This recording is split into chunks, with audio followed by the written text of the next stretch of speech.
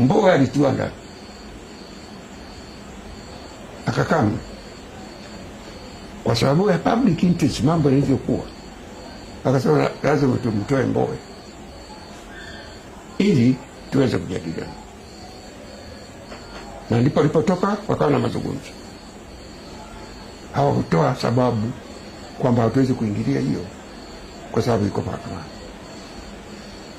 Mwaka jana ama mwaka huu mwaka jana, wakati wa vurugu zile, vijana wengi mamia walikamatwa kwa uhaini, wakapelekwa mahakamani.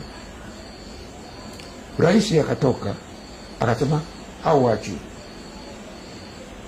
Ilikuwa mahakamani. Kwa nini? Kwa Lissu katika hali hii wasimwachie Lissu, kwa sababu nchi iko katika hali ngumu. Unaona, ili tuponye majeraha haya, tuzungumze, ni vizuri huyu akatoka, kwa sababu ni mtu muhimu katika haya ambayo tumepanga kufanya.